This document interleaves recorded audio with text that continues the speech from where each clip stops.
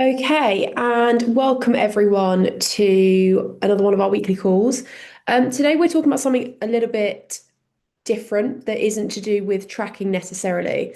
What we're talking about today is overlooked fat loss tips that I feel like no one really talks about. I feel like there isn't much information out there online about this, or there's a lot of discourse and conflicting information. So, what we're going to go through today is 5 tips that I think is massively overlooked when it comes to fat loss. And also things that if you feel like you're trying everything, if you feel like I'm tracking, I'm getting my steps in, I'm doing all the right things as far as you know, I guarantee that if you're not seeing anything shift, or maybe you've had a week, maybe one of these things is out of alignment, which is very normal at different points. But before we get into that, it's really good to be back.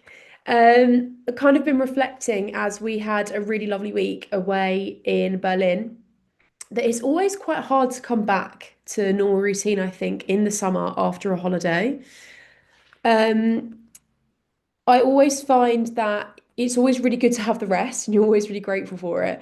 But then getting back into the swing of it and getting back to routine is quite challenging. So I definitely felt that last week. I know Adam felt that a little bit as well. So if you've kind of had that, if you guys have had holidays this summer as well, like you're not alone in that, and that's a very normal feeling. Um, the best way to do it though is just to start small. If you're coming away from time away, you're feeling a bit overwhelmed, a little bit worried about getting back into usual routine, or you've just got like a bit of the holiday blues, just start really simple. Don't think of the whole big picture and think, I've got to get back to being absolutely perfect and back to where I was from day one. And if I don't do that, I'm a failure. Like it's not that at all. Just focus on something really basic. So think, okay, well, what I'll focus on this week, I'm going back to work. There's a lot going on. I'll make sure that I get my workouts in and I'll make sure that I get my steps in. Start small and then just start to build up gradually. And that does really help to get you back into routine. But the only way to kind of overcome this feeling is to push through it really and to just be willing to accept the fact that maybe you feel a bit tired. Maybe it's not the most exciting thing getting back to routine. Maybe you don't feel quite so motivated. Or maybe you do, maybe you're the opposite. But regardless of how you're feeling, like to just be willing to get back to usual routine.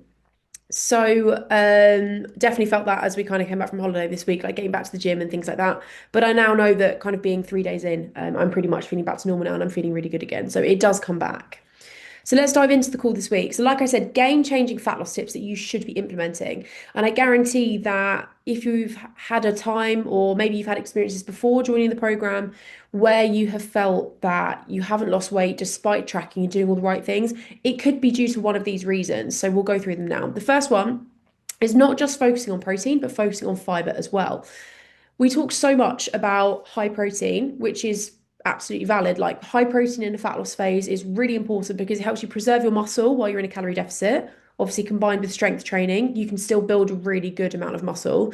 And it also is the most filling macro. So it keeps you feeling as full as possible for as long as possible, which we really want, obviously, when we're dieting. We don't want to be starving, we don't want to have really intense cravings.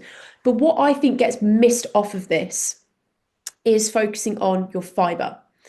So combined with the protein, you want to be really aiming to have fiber. I think the recommended guideline is 30 grams a day. So 30 grams a day minimum of really good quality fiber.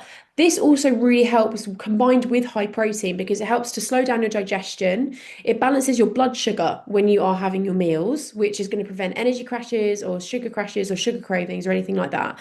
It also adds loads of meal volume with only adding minimal calories. So what I mean by that is by adding things like fruit and veg to your meals, they have such small calories that we can have a really high volume of them when we're dieting, especially.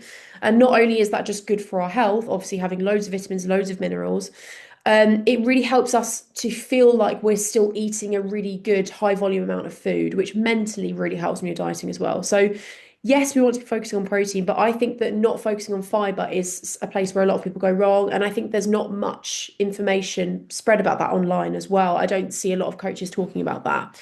So combining the two together, it's just going to be a bit of a game-changing situation for you when you're dieting because it's going to reduce your cravings and it's just going to help you stick to your plan more consistently because you're just going to be feeling filled, feeling good, feeling healthy. So from here, if you never really think about your fiber, you never really think about your fruit and your veg content in your meals, start to change that. Start to focus on prioritizing protein and fiber at each meal to stay satisfied and to stay on track. Second one is good quality sleep. talked to a lot of you guys about sleep recently. It is so important. I think aside from a calorie deficit, daily steps, I think sleep is the other thing is that is just so, so vital. Oftentimes, over the years, including some of you guys in the program right now, you've said to me, like, I feel like I'm doing everything, I'm tracking, I'm getting my steps in, I'm going to the gym, nothing's working. When we start to take a look at your sleep, the amount of sleep you're getting and the quality, oftentimes people say, oh, I don't sleep well, or my sleep is really terrible. Sleep will have a massive impact on fat loss, essentially, for lots of different reasons. You've got two hunger hormones, one's called ghrelin and one's called leptin. Ghrelin is sort of your hunger hormone, and leptin is the one where it helps you to feel full. So ghrelin is the hormone that spikes when you feel hungry. Leptin is the one that spikes when you feel full up. If we're not sleeping well, or if we're sleeping really randomly, getting bad quality sleep, these hormones basically go really out of sync. So that's why when we are really tired, our cravings are way stronger and our energy is much lower, which obviously leads us to not wanting to meal prep, not wanting to stick to our deficit, not wanting to go to the gym because we're knackered, we're tired, we're hungry, we're grumpy, we're hangry, all these emotions. That's why sleep has such a big impact on that. It also, when we're tired, we just don't really want to be bothered to do the things that we need to do. Like, you don't really want to go to the gym. Meal prepping is a massive chore. And because of those hunger hormones going out of sync, we tend to really crave like really nutrient dense and saturated, like high processed meals, high fat foods, like takeaways, all that sort of stuff. We start to really crave that sort of stuff as well. So a massive thing that you guys want to be thinking about is just trying to get as good consistent sleep as possible. If you are someone that does struggle a bit of sleep, let's say you're getting like 4 hours a night right now, obviously telling you that you need to be getting 8 hours of really good quality sleep every night right now is going to feel quite far away and going to feel quite far removed. Ideally, we want to be getting 7 to 9 hours of sleep per night, 100%. But if you're much lower than that at the moment, just focus on trying to get like an extra hour as much as you can. Getting an extra hour, even that will have a massive impact. So consistently doing this is going to make sure that you have better energy, more training, higher training performance, and just making much better food choices. And it will make your dieting process, your calorie deficit feel so much easier. You're going to have better control over your appetite and better control over your fat loss process. Number three is your gut microbiome. Again, talking about things like gut health, balancing your hormones, all this stuff. I'm not sure if you guys see lots of this stuff being talked about online. It's definitely some of the new sort of crazes, buzzwords that we see floating around. It used to be like intermittent fasting, it used to be keto, it used to be vegan. Now it's like gut health, gut microbiome, balancing hormones. There is a lot of truth to it. Um, Despite some of the crazy things you might see online. But let me set the record straight. So, with your gut microbiome, a healthy gut is going to massively help with your fat loss process because it improves your digestion and improves your nutrient absorption.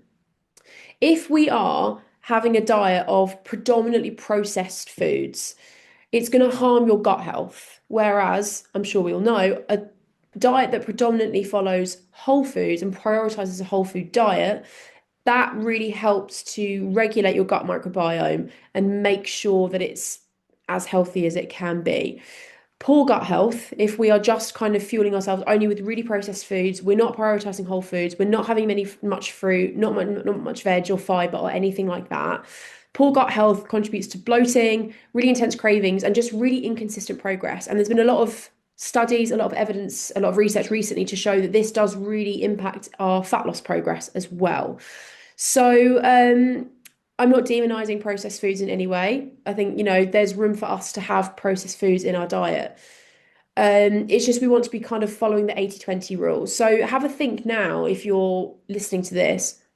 If you think, oh, actually, like a lot of my diet is like microwave meals, processed foods, on the go stuff. Again, I'm not demonizing it, but if we're predominantly fueling ourselves with that food, that could be a reason why maybe we're not seeing fat loss progress as fast as we want it to, or maybe why you are feeling really bloated, maybe why you're low in energy, maybe why your cravings are pretty intense. You need to feed your gut well to support fat loss, but also, most importantly, of course, your health.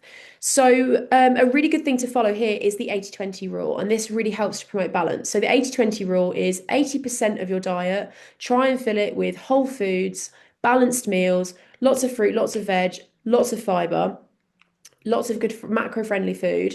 But then 20% of your week, make sure that you are having the things that you really enjoy, whether that's, I don't know, a takeaway, a drink, a glass of wine on the weekend if that's something that you really enjoy, chocolate, sweets, biscuits, like, all the really favorite things that we really love to have, going out for dinner and things like that.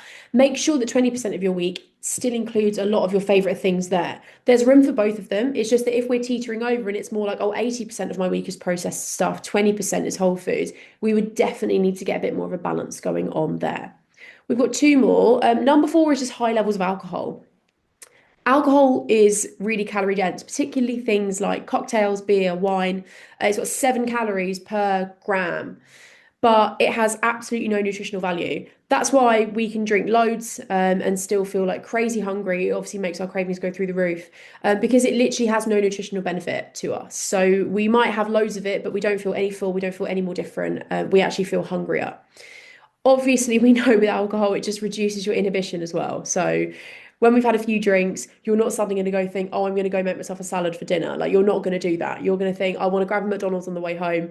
It's a fast ticket into overeating, poor food choices, calorie deficit going out the window because you're a human being. Once you've had a couple of drinks, you're not going to be thinking in that way.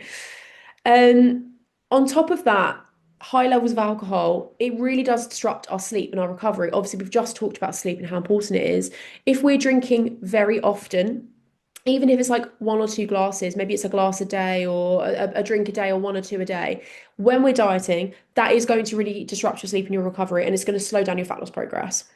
What also happens in your body when you do have alcohol in your system is that your body is really clever. It knows that alcohol is in your system. It knows that essentially it's a toxin. It's a poison, really. Your body is going to prioritize getting rid of that alcohol and getting that out of your system. It's not going to prioritize burning fat. So if we constantly have alcohol in our system, fat loss is going to really slow down for that reason because your body's going to prioritize getting rid of that. So again, similarly to talking about processed foods, I'm really not here to demonize alcohol or processed foods for that matter. That would be really hypocritical of me because I eat processed foods. I have a drink very rarely, but I do have a drink every now and then, and I used to drink a lot more. So it'll be really hypocritical of me to go cut all of it out or don't have it. I'm not saying that at all. Just be really mindful of your alcohol levels. Have it in moderation. And if you're going to be having it, let's say you're going out on the weekend, just make sure you plan for it, factor it into your tracking, factor it into your calories. You don't have to cut it out totally when you're dieting, but just be aware of the fact that if you are having it regularly, it will make the process a little bit more challenging for you and it will slow things down. So just be really aware of that and be really honest with yourself. If you're having a lot of alcohol right now, it's definitely something to bear in mind. But like I said, there's room for you to have, a glass on the weekend, a glass or two a week, things like that when you're dieting, definitely, particularly if you really enjoy it. The final one is your quality of carbs. Not all carbs are equal. The best carbs in terms of health, in terms of like supporting your gut health, gut microbiome, and your general diet, whole grain, fiber rich carbs. So things like wholemeal bread, wholemeal pasta, brown rice, that sort of thing. All those sorts of carbs are considered more nutritionally beneficial. Um, Again, I'm not saying that refined carbs are bad in any way. Refined carbs, we're talking more about things like cereals, white bread, white pasta, all that sort of thing. However, a predominantly refined carb diet can really spike your blood sugar. It can cause a lot of like sugar crashes, energy crashes, and it can really drive our hunger upward because we kind of have a bit of a spike and then it drops down.